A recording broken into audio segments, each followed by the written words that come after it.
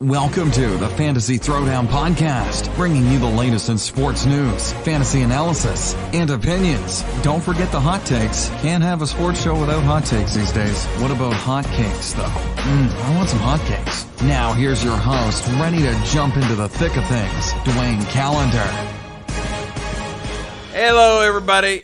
We just wrapped up Game 7 of the World Series, and it did not go the way people had planned. Yes, indeed, the road team has won yet again in the World Series as the Washington Nationals have won their very first World Series in dramatic fashion over the Houston Astros in a series that, I don't know about you, Cam, but I will, again, rail on baseball and the overuse of analytics because the Houston Astros managed to blow a World Series they were heavily favored in because they overthought multiple games when they didn't need to, and it ended up biting them in the ass because the Nationals pretty much stayed to the exact same game plan they wanted to utilize the entire way through, and despite having a vastly inferior lineup, and I mean, the pitching staffs, you can say whatever you want about the starting pitching. The starting pitching canceled each other out by and large.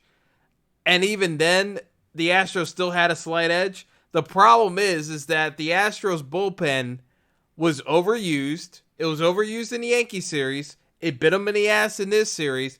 And Washington's bullpen, even though as crappy as it was during the year, because Washington knew it couldn't leverage its bullpen all that much, they really didn't use too many guys that they knew can throw strikes. So the few guys that did end up pitching, and Patrick Corbin was a great example of this, while he got lit up, it's not as though Washington said you can't pitch for a while. They just threw him out there whenever it made sense and hoped for the best. And luckily, it panned out. But Houston kept using their relievers in so many higher leverage situations, it ended up burning them because, as I've said, time in and time out, analytics in a large sample size over the course of a regular season, yeah, it's great. You can use analytics. But when it comes to the nitty-gritty of a short playoff series where guys see you multiple times and they know exactly what you're throwing, there's no surprises. So why would you go with a bullpen guy who has a limited arsenal repertoire of pitches that all the hitters know what's coming and they can make quicker adjustments to it than actually sticking with the starter who has more pitches that they can actually throw and variations of getting guys out? I will say this until I'm blue in the face, but too many teams overthink how to manage playoff series, and I thought the Dodgers should have won last year if it wasn't for Dave Roberts. He sucks, though. Well, guess what? Dave Roberts should get a World Series ring from the Nationals because this Nationals team, even though they won the World Series, they had no business even making it out of the wild card round if it wasn't for Dave Roberts putting in Clayton Kershaw. Like I talked about this at length. Like Clayton Kershaw gifted the Nationals a pass in the National League, and guess what? They rode that wave and got to the World Series and won it. Because, again, we got the Houston Astros overthinking things and actually ended up spurning their bullpen, which was one of their strengths, but it actually turned into one of their biggest liabilities due to the fact that they overexposed them. Yep, and I agree. I mean, you never put in a playoff Kershaw. Terrible. So, I mean, you just go with the gut, and the gut didn't work. Obviously, putting in Kershaw, that's terrible. Yeah. But here's the thing of it. And, for those of you who did not watch the game, shame on you if you didn't watch Game 7. I mean, but, things happen. I will not begrudge folks because, things do happen. But here's the thing. I say this because as I crack open another can of V8 energy drink because I'm sure you are. it is V8 energy peach mango. If you want to know. Yeah, that's how manly I am, Cam. Peach mango. Yeah, it's a V8 with a splash of tropical punch. Hey, steady energy from green tea, Cam. It's what the champions all use. And after this, you might as well get the ad in. You know what? I probably should have pitched V8 to get an ad in before I actually. Yeah, I probably should have pitched that before actually mentioning them on air. Oh well. Better luck next time. But anyway, so for those of you who did not watch the game, it was a matchup between Justin Verlander. I mean, I'm saying Justin Verlander. I'm actually meaning Zack Greinke. Verlander went last night. And this was my bone of contention with the Astros. You could have had Justin Verlander on full rest for this game to match up against Max Scherzer, who no one knew what Scherzer was actually going to be able to bring to the table. Instead, Houston tried to go for the kill shot last night with Verlander against Strasburg, who is the hottest pitcher in the postseason, not named Garrett Cole. I didn't understand the rationale of Houston trying to rush for a kill shot when they had two games to get this thing done. They used their best pitcher available to match up against the Nationals' best pitcher, but it's the one instance where if you watch Justin Verlander this postseason, you knew Justin Verlander was not on his A game. So to me, he's been terrible. So to me, the bottom line is that, you know, Verlander was at a disadvantage against Strasburg. You could have had a better matchup with Verlander versus Scherzer with Verlander at full rest, so you know everything you're going to get out of Verlander. Now, the Astros did get bailed out tonight by Zack Greinke because I told you this beforehand. Every person that I talk to, and I stick by my place, for DFS and betting purposes, I had a hard fade on Greinke. I thought Greinke was going to get shelled. I picked the Nationals to win the game tonight, but not for the way the Nationals actually won the game. That's the part that surprised me. Greinke pitched great. Greinke pitched incredibly well. Greinke had no business being pulled from this game. This is where I go off on a tangent about analytics, because if you watch this game and you saw the score, you would swear that, oh man, Zack Greinke fell apart and, game got away from the Astros. No, the Astros elected to pull Zack Greinke from the game when he was still in firm control of his pitches. Now, they lost that game, to be honest. I mean, he only got 80 pitches. That's it. I mean, you leave him in at least 90, 95, to be honest. Zack Greinke, through 6 innings, had given up 1 hit. 1 hit. I mean, he was in trouble, but he gave up one. Like, he only had one. The only inning where you could say Zack Greinke was actually in legitimate trouble was the 2nd inning, and he got an immediate double play after Soto singled. No one else was really giving him any trouble. He was cruising through these innings. He got through every single inning without more than, you had 1 hit and 1 walk. That's it through 6 innings. 7th inning rolls around. Eaton grounds out to start the inning. He has a pitch sequence with Rendon. Rendon catches, sits on the changeup and catches it at the bottom of the strike zone. It's not a bad pitch, but Rendon was sitting changeup. He made an adjustment, and he hit a good pitch. Okay, you know what? It happens. But here's the thing of it. A.J. Hinch was already thinking about pulling Greinke before the start of the inning. This is insanity. This is the point of insanity. You're up 2-0. You have a starting pitching that is cruising.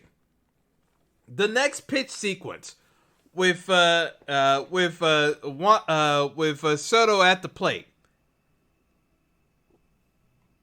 He starts off with a four-seam fastball inside. So that goes for a ball. It was close enough that it could have been called a strike, but it gets called a ball by the home plate umpire. Then the second pitch was a strike. Swinging strike. Third pitch, changeup inside for a ball. Fourth pitch, another changeup. That was actually a strike. Everybody in the ballpark knew it was a strike. We talked about this when we were on the phone, and I said home plate got mixed up because he probably thought that it was a curveball and it dropped out of the zone. That's the reason why he didn't give it a strike call, because I think he got confused as to what the actual pitch was, because where it was in the zone, there's no way you can't call that a strike. I think he got mixed up thinking that it was a curveball that dropped, the bottom dropped out of the zone, and that's why he flinched. Because Jim Wolf, like at home plate, was pretty consistent with the strike zone. That pitch was just atypical, but it changed the entire at-bat. Because instead of it being a 2-2 count, where Greinke can then just bury a curveball in the dirt and have Soto chase after it, it's a 3-1 count. Greinke doesn't want to give in, so instead he throws the inside curve, hoping Soto swings at it. Soto lays off, and Soto walks. But here's the thing of it. Greinke was in complete control of the at-bat. He wasn't wild. He was pinpointing his pitches. He didn't want to give in to a pitch to Soto given how dangerous he is. So he walks him. A.J. Hinch pulls Greinke, and, we talked about this, and you were calming me down, but, this was my biggest bugaboo. Why are you pulling a pitcher who's cruising, that has more out pitches, and is a veteran pitcher? I thought Greinke was going to get rattled by the moment. I have to apologize to Zack Greinke. Greinke pitched great in a big spot, no issues. He was getting the job done. Yep. Howie Kendrick had one walk, but it wasn't as though Greinke was all over the place. Like, he had Kendrick confused, and, when he walked, it was because he didn't want to give in to Kendrick by throwing a meatball. He didn't want to throw the fastball in the strike zone to Kendrick, because Kendrick has been hot this World Series. He's been hot the entire postseason, for crying out loud. So, obviously, Greinke gets pulled. I don't agree with the decision. Garrett Cole has been warming up the entire game, just getting loose, but he actually warmed up prior to the inning because A.J. Hinch had it in his mind that he wanted to pull Greinke for Garrett Cole to start the 7th inning. And I'm sure, I don't have the post-game press conferences up, but I'm sure the thought process was, we wanted to play pitch Garrett Cole in the 7th inning, but Zach was pitching so well, we decided to leave him in there. And, of course, managers overthinking things. They didn't want to put put Garrett Cole in with a runner on because he's not used to relief pitching. But Garrett Cole has better stuff than any reliever in your entire bullpen. Like, if you're calling on a reliever to go through a high leverage spot, wouldn't you actually do the due diligence to see what's the last time, how many pitches did the hitter actually see the reliever? Because if you go back to Game 4, the last time Will Harris matched up against Howie Kendrick, yes, Will Harris got the strikeout. But Will Harris throws 90% cutters and 10% of the time will throw off speed, but mostly it's either the cutter or a breaking ball. He doesn't have a lot of variation in his pitches. And Howie Kendrick saw 6 pitches the last time he faced off against Harris in Game 4. These series happen in such a condensed time span. Hitters are just going over every pitcher that they have seen. So Kendrick has seen everything Will Harris is going to be able to throw at him. He saw the curve, but he saw a bunch of cutters. So you bring in Will Harris. Now, am I saying Will Harris can't get Howie Kendrick out? No. But if you're trying to sell me on the fact that Will Harris is better equipped to get Howie Kendrick out, who's been hot at the plate, than Zack Greinke, who is on point the entire night, or Garrett Cole in the bullpen, I want to know what you're smoking, because you could try to upsell me on analytics all you want, but in terms of stuff, there is no chance in the world that Will Harris is going to get Howie Kendrick out more often than Zack Greinke or Garrett Cole. It's not going to happen. So if you're going to a high leverage spot, if you're not going to use Greinke, then Garrett Cole's got to be the call to the bullpen. If you're that afraid of Howie Kendrick facing off against Zack Greinke, I'm sorry. That's just the way it's got to be. So, lo and behold, the pitch sequence goes. Harris actually led off with the curveball, which caught Howie Kendrick off guard, but then he followed it up with a cutter. If you're going to start off the pitch with a curve, the cutter's got to be out of the zone on the next pitch, because you just sped up his at-bat, because he overswung the curve because he was expecting the cutter, but if you're going to throw another cutter, you just sped up his bat, and he got the bat head out and hit it out. Or you just do another curve. I mean, I don't know. It's not that hard. Not that hard. But this is where I say, Cam, analytics gets in the way of actual common sense, because I complained about it with the Yankees and it bit them in the end and it burned the Astros. You can't be going through pitch sequences and doing because they started off with something different, because Howie Kendrick saw everything last go around in Game 4. Will Harris isn't bringing anything else to the table that's new. Is it a good swing by Howie Kendrick? Yes. But the problem is that Howie Kendrick saw everything in Will Harris's repertoire in Game 4. So he knew what to look for. It's just that when Will Harris threw that cutter, it wasn't the best cutter, but Howie Kendrick's bat was already sped up, and he got the bat head out, and you know what? It went off the foul pole. Game over. Game over. Because the rest of the way, you could see by the time that home run got hit, the rest of the Astros hitters, outside of Brantley, they were tight. Altuve was swinging at pitches that Altuve normally doesn't swing at. Correa got rung up on an inside pitch that was inside, but realistically, you're going to have to protect the plate. It's getting tight enough in games that home plate is not going to give you all those all those calls that you're normally used to in the regular season. That's why I got on Gary Sanchez. You guys can protest about how well you know the strike zone, but playoff baseball is different animal than regular season games. You can't be that much of a baby about the strike zone. Some pitches you're going to have to protect yourself when you're on 2 strikes.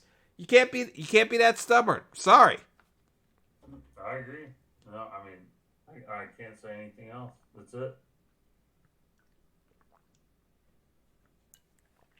And then by that point, the Nationals start tacking on runs because Houston's bullpen, again, overexposed. And finally, Joe Smith got exposed because I kept saying Joe Smith is the weakest link in that Houston bullpen, and the Yankees are rolling over too many pitches, and the Nationals were rolling over too many pitches.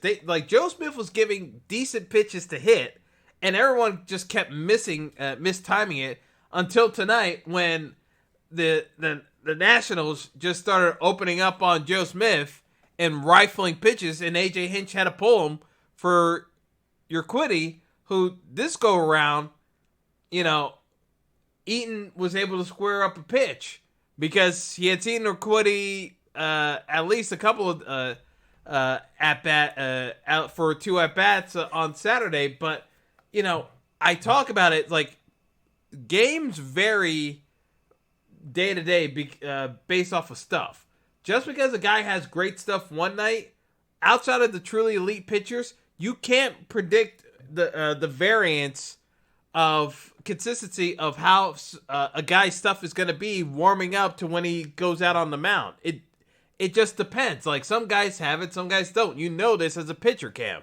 But too many of these teams just look at the binder and say, oh, well, based off of the pitches that he throws, the success rate is at this percentile versus this other pitcher, and it just doesn't work that way. Sometimes you really do have to manage by feel, and more often than not, I've seen this with the Astros, and that's why I complained about the Yankees. That the Astros, in my opinion, never played their A game this entire postseason.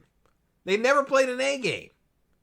They've had games. What I call it here, if you want me to, I'm going to pull in on this. They played soft, if that's what you want to put it as.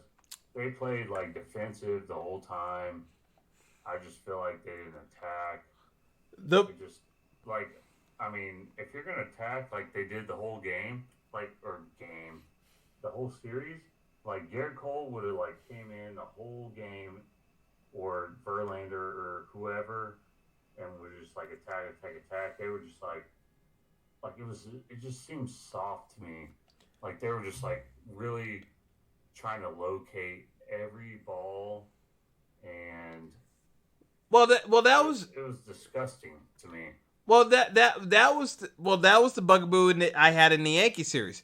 The Yankees had every right to be up 2-0 against the Astros because the first go around with the Astros, they beat Greinke, but Verlander, the Yankees had every right to knock Verlander out of that game early. But when the Yankees got down to 2 strikes, they didn't choke up on the bat, and they couldn't put balls in play when they had runners in scoring position and force the Astros to make plays. The biggest issue that I saw with the Astros this postseason was the overall inconsistency compared to what they normally could do. Because to me, that entire Yankee series, I thought the Astros only played about a couple of games with B level performances, but mostly I felt it was B- level performances. I thought the Yankees, if the Yankees played their A game, they beat the Astros in that series. I truly felt that. But the Yankees weren't playing well. The Nationals have been playing out of their minds the entire postseason after they got past the Dodgers. Well, the thing is, they have nothing to lose, and so they're just swinging it like they normally do. Yeah. You know what I mean? Yeah, no, the Nationals were playing free and easy because they had by all rights, they had no business being in this postseason. The reason why the Nationals are even made the postseason is because of how bad the NL East was between the Phillies and their lack of. They were terrible. Between the Phillies and their lack of starting pitching, the Mets just being complete and utter dysfunction personified by having a GM run the entire team and manage the team at the exact same time, and then the Florida Marlins ongoing fire sale of a franchise, and by and large, the Braves won the NL East by default because the Nationals had no bullpen, and until they actually made a trade for Daniel Hudson, were literally just imploding left and right. Oh, and apparently Steph Curry got injured tonight for the Golden State Warriors, so their season is officially over. Going into the NBA. Well, I just saw a news alert saying what is Steph Curry? Steph Curry has a broken hand, and I'm like, well, the Warriors season is officially over. It's 5 games into the year, and the Golden State Warriors season is officially over. But anyway, getting back to my point, the Astros, I never felt even remotely satisfied with what the Astros were bringing to the table. Not even close. And, you could tell that they really didn't think too much of the Nationals. They dogged out. They legitimately dogged out the first couple of games of this series and didn't take it seriously. It's really that simple. I agree. When you're the Nats, you don't give an F, and you just come out and just, do what you do. A.K.A. Rendon, Soto. Soto dropping bombs. He's a prodigy.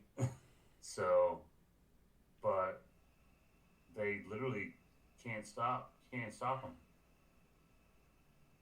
Yeah, so, at the end of the day, the Nationals deserve to win that World Series because they executed to the best of their ability, and there's not a chance in the world, if you ask the Astros if they're being completely honest with themselves, if they gave their entire all in that series, because what that series reminded me the most of. I had to go back because it was a painful memory for me just watching that implosion of a World Series. But that World Series reminded me so much of the 2003 World Series between the Yankees and the Marlins, where we beat Boston in a 7-game series and turn around to lose to a Nationals to a Florida Marlins team with Josh Beckett and Dontrelle Willis, where Beckett's on that team. It's like, they had great pitching, and they were on a hot streak, and Beckett was a beast. But if we're being completely honest, that Yankees team, with the roster that they had, still should have been able to take care of business. The biggest issue was they thought that series was going to be a cakewalk, and they were not ready for a grind in the World Series. And I felt from the jump, like the Astros thought this was going to be a pushover series, and did not realize that they were for a fight, and it took them a while to adjust. And even then, when they got up 3-2, I thought the biggest, again, I will keep saying it until I'm blue in the face, rushing out Justin Verlander for Game 6 when you could have saved up Verlander for a full rest and still had Garrett Cole in your back pocket made more sense than rolling the dice on Greinke. Now, granted, Greinke actually paid off, so he bailed out his manager. But here's the thing.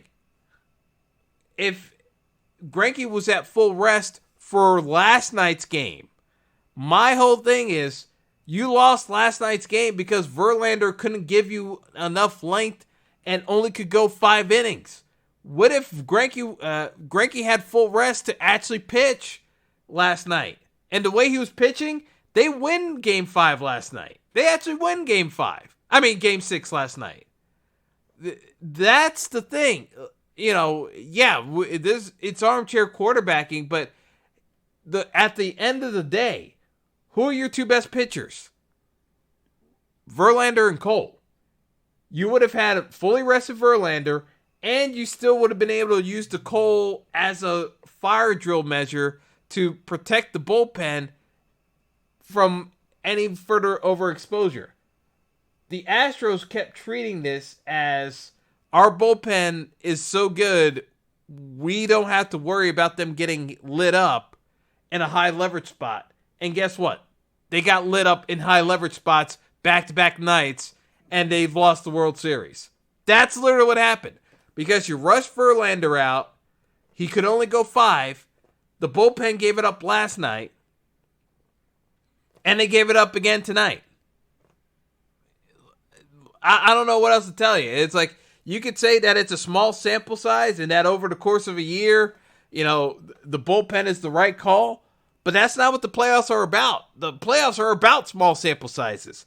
And if you see enough guys with limited pitching repertoires in the bullpen, you can start game planning how you're going to attack them. And guess what? Big hits happen when you can figure out what a guy's going to throw and jump on it.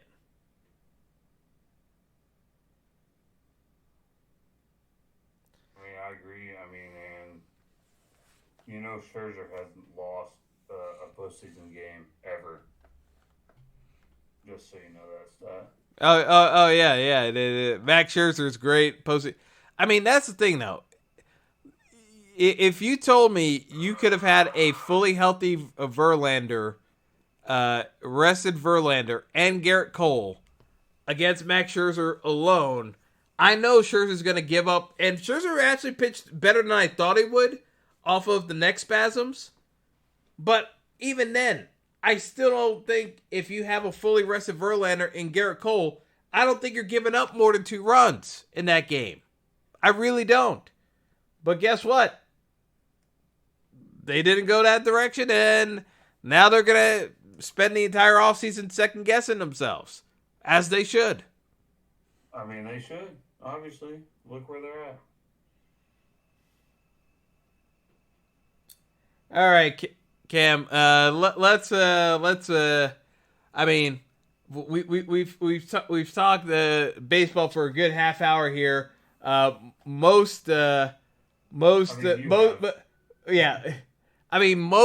people, and honestly, the unfortunate part about this series is the fact that, again, because it's Houston and Washington, most of America did not give two you-know-whats about this series.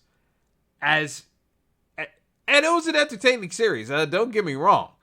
But if you look at the television ratings, the ratings have been terrible. Absolutely dreadful. Like, they were struggling against regular season NBA basketball, which should be incomprehensible for a World Series match. If this isn't a telltale sign for baseball that they've got to figure some things out, and I love baseball, but baseball has got to figure out different way. And no, juicing the baseball was just stupid. I'm sorry. It was stupid. They figured it out that they can't have juiced baseballs for the postseason. Great. But juicing the baseballs for the regular season didn't bring in ratings either. Like, the MLB has got to figure out different ways of generating interest. And probably one of the first things they're going to have to do is get rid of the shift. Get rid of shifts entirely and open back up hitting for players, because they got to figure... So you're saying get rid of the shift? Yep, get rid of it. Hey, it's like, yes, I know getting rid of the shift is going to increase offense, but you know what it's also going to do? It's basically going to not make a mockery of teams being able to slow up the game because they're doing defensive shifts, slowing things down. And it's like, I wasn't a fan of the pitch clock idea. I think, doing things like pitch clocks, umps can manage the game their own way to avoid doing that. I don't like the idea of doing a pitch clock, but baseball has to do other things in terms of, and they've already done it with limiting the mound visits and things you can do with talking to pitchers. But, I'm not a fan of radically changing the rules of baseball, but some of the high leverage stuff that has been done in recent years, and even the over reliance on bullpen, to me, I think you should only have a couple of designated guys in the bullpen, and that's it for a given night.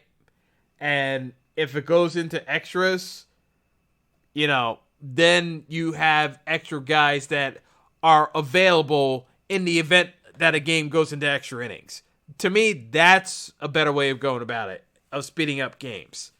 Just designating, it's like, unless there's an injury or a game goes into extras, you can't add more than 3 relievers per team in a given baseball contest.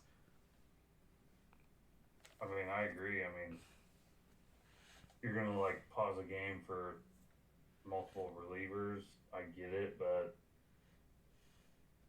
I don't know. I have multiple decisions on that. Yeah. But, at the end of the day, baseball has to make some changes, because I'm looking at the ratings numbers, and it's very worrying to me that it's Game 7, but I'm very curious to see how many people actually tuned in for Game 7, because I have a very distinct feeling that even though it was Game 7, it's not going to get that much of a bump up in the ratings. No, just being honest. I mean, especially when you have the Nationals versus freaking the Astros, which, the Astros have been there, Nationals haven't, so.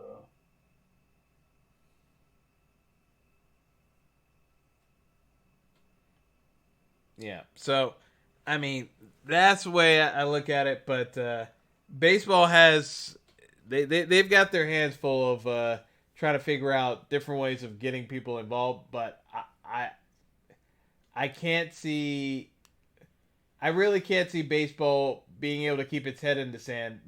They're gonna need to start doing a few different things and quickly. All right, so let's move on. Let's talk some NFL. We had a very quiet trade deadline yesterday. This is where I want to come in. This is what I like. And I'll be honest, what did you think of the news of the Cowboys trying to trade for Jamal Adams and the Jets basically cock-teasing you because, you guys actually needed Jamal Adams. Jamal Adams very much wanted to leave the Jets at that point, hearing that he was being shopped around.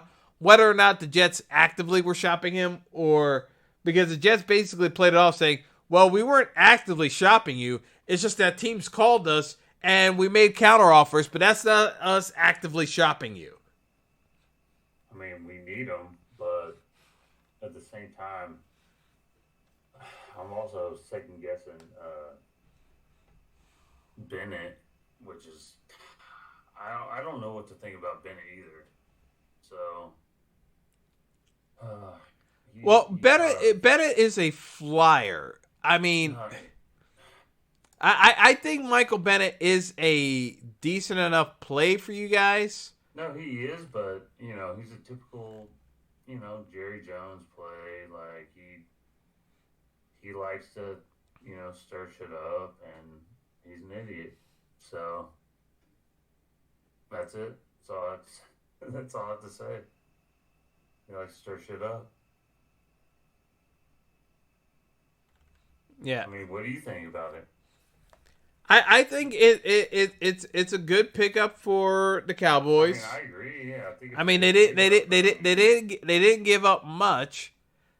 I just think the biggest thing going on about this is at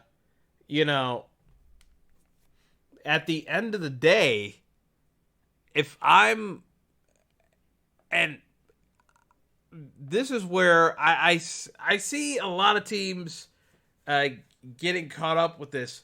The problem I feel that with a lot of teams is that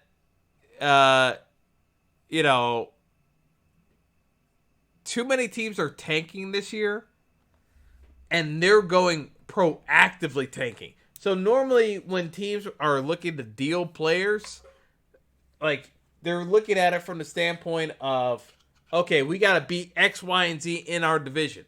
There are so many teams tanking and actively tanking right now that a number of teams that probably would have made deals didn't make deals because they're looking at their remaining schedule and saying, well, these teams are tanking, so why am I expending draft capital when I could just try to roll the dice and I know I'm going to make the playoffs anyway, but I don't think I'm good enough to beat certain teams in the playoffs, but let's just try to get into the playoffs just to kind of upsell to the fan base that, you know, we had a good enough roster to make the playoffs.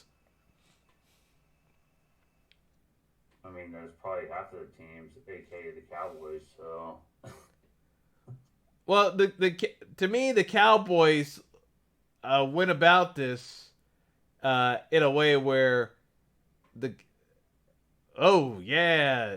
Steph Curry definitely Steph Curry definitely broke his hand there. Like Aaron Baines awkwardly fell on the hand. Yeah, that doesn't look good.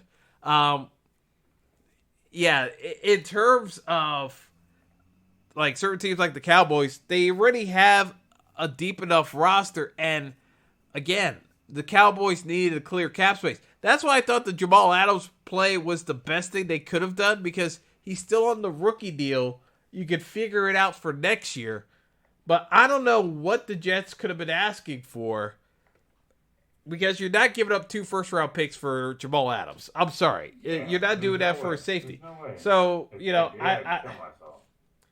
I don't know what game the Jets are playing, but, actively antagonizing your players and then saying, oh, well, we didn't mean to trade you, but we made counteroffers. To me, you just like lit a stick of dynamite and just toss it into your locker room, and now we're pretending like, oh no, there's no fire or impending explosion coming in this locker room, even though you got a stick of dynamite about to go off. No, definitely not. I mean, look at the Eagles. Oh well, the Eagles. I don't understand what the Eagles are doing, because the Eagles missed out on the Jalen Ramsey trade when their season was very much viable enough to win the NFC East with a DB. They don't go after Jalen Ramsey. They don't go after Patrick Peterson. They don't even try to trade within their division, which I get, but at the same time, Washington was basically trying to give away Josh Norman. But, there was too many variables not to explore improving upon the absolute weakest area of your team. And I mean, they had your boy still playing, Orlando Scandrick. Orlando was basically on a couch last year, like doing nothing.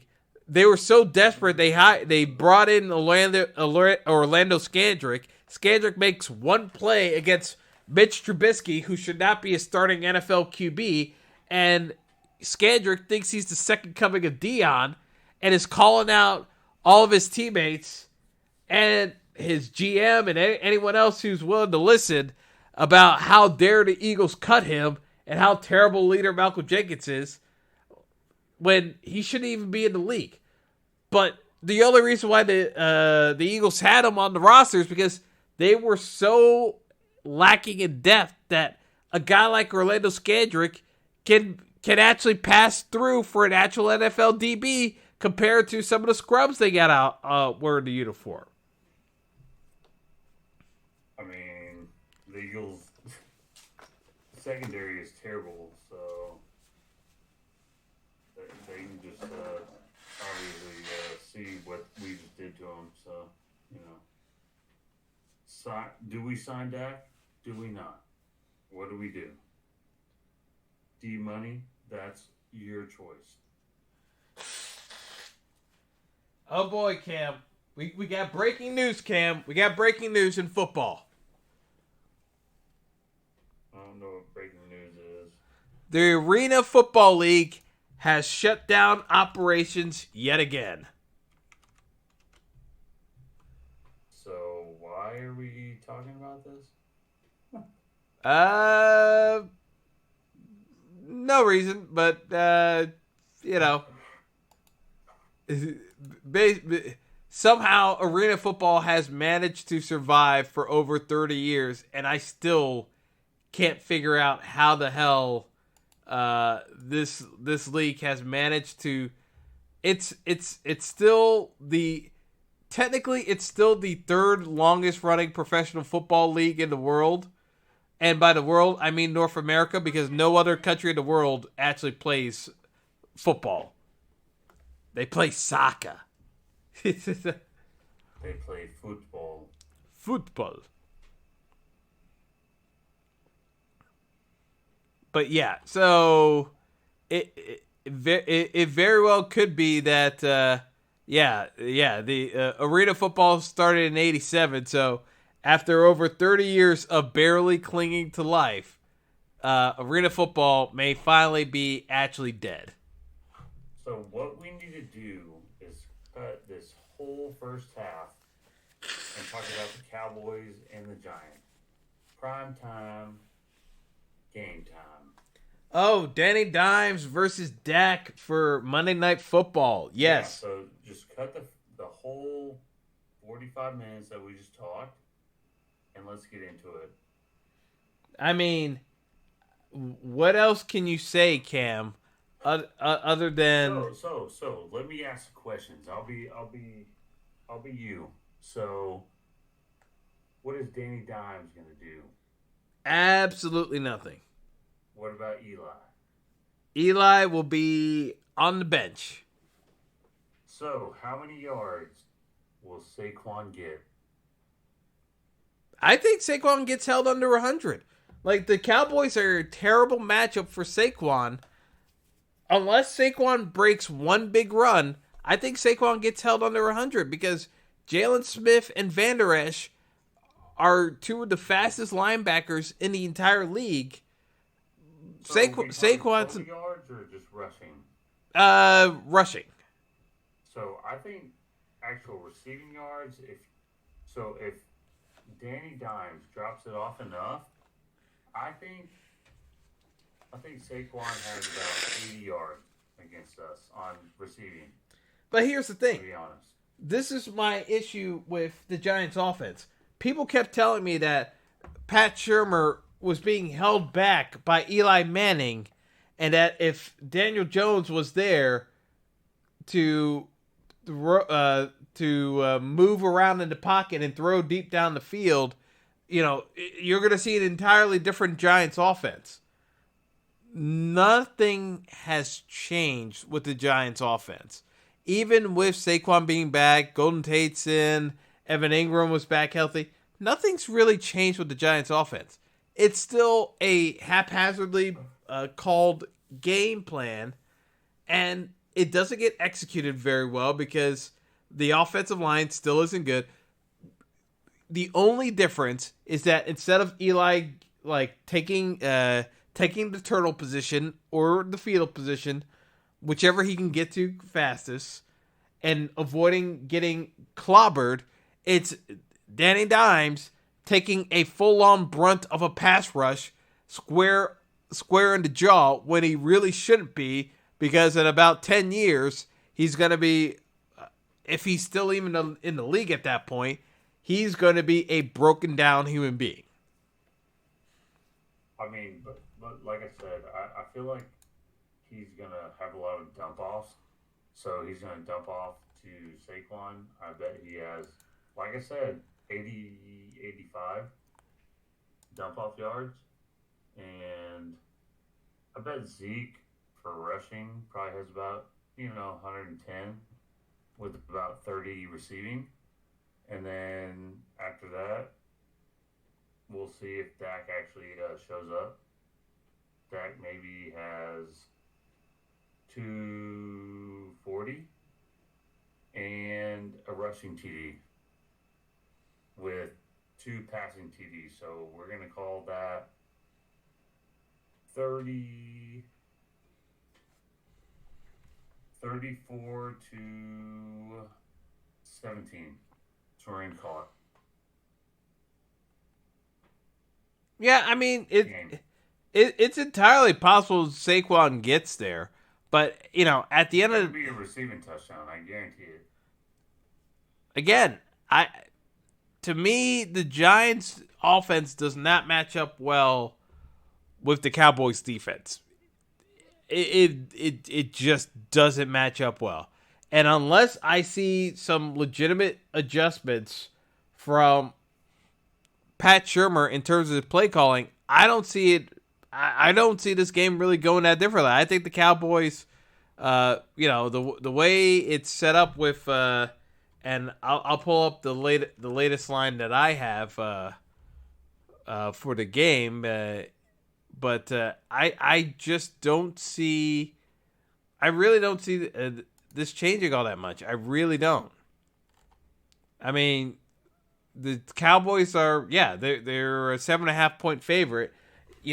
I expect by the time Monday rolls around, that line will probably shift to 7 or 6.5 with money coming in on the Giants. But, I think the Cowboys cover this I think they win by double digits, to be perfectly honest. I don't think this game's all that close because Dak, with no pass rush from the Giants, will have all day to throw and will still have plenty of opportunities to scramble with the ball and bring things down the field.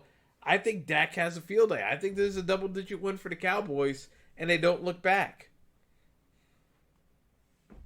I hope so. Well, I know you hope so. At this point, I'm playing for a draft pick spot rather than that actual an actual outside shot of making the playoffs. That does nothing for the Giants. Dang, you want draft picks? Oh, I want a top 5 draft pick. Without question.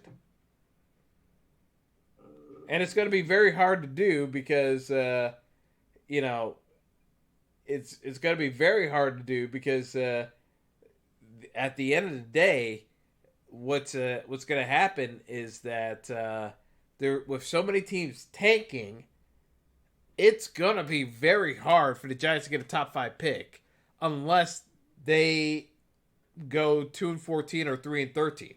It's going to be very hard to get a top 5 draft pick without being that bad because you've already seen the Broncos bench Joe Flacco for calling out the play calling.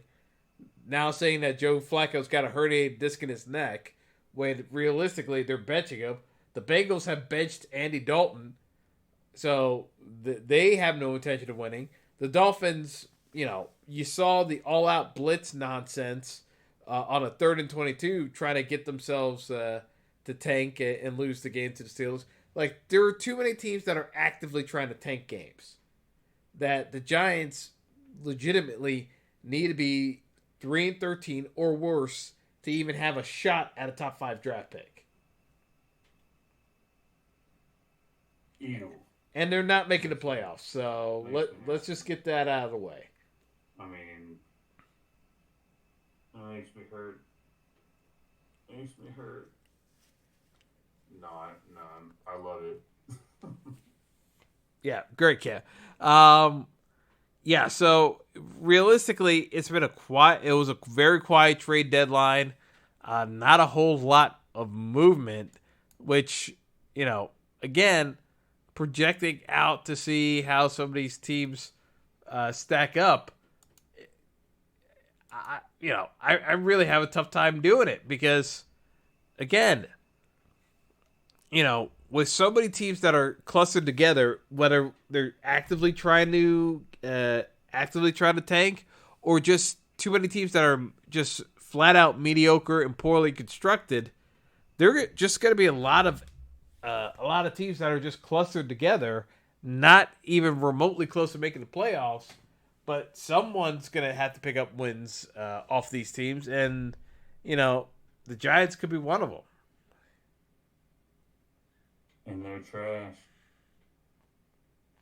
Exactly. So, Like I said, it's going to be interesting to see how the rest of the season plays out. But, from a fantasy perspective, outside of Emmanuel Sanders and a couple other wide receivers changing destinations, not a whole lot of activity for a trade deadline. Yeah, I mean, to be honest, it really wasn't. So, yeah, it is what it is. Yeah. Anyway, it's getting late, so I'm gonna call it a night. But Cam, we will catch up later on in the week. But that's all I got. You got any closing thoughts on the World Series or NFL thoughts you'd like to share with the peeps before we sign off? Go Rangers, go Cowboys. All right. Well, I mean, the Rangers aren't doing anything next year either. I mean, Come on. We're gonna sign Rendon next as a free agent. So you're gonna sign Rendon and then not address the pitching staff for the 5th consecutive year? Make it 20. Well, I was trying to be kind. Maybe you signed a pitcher 5 years ago and I forgot about it, but yeah, it could be 20. What, Cole Hamels? Hey, Cole got paid, so you can't say you didn't address the pitching staff. It may have been a horrible contract to give out, but you can't say you didn't address the pitching staff. Don't get me started. So we're out. All right. Take it easy, folks. Have a good night, and we will catch you on the flip side next time. Have a good one.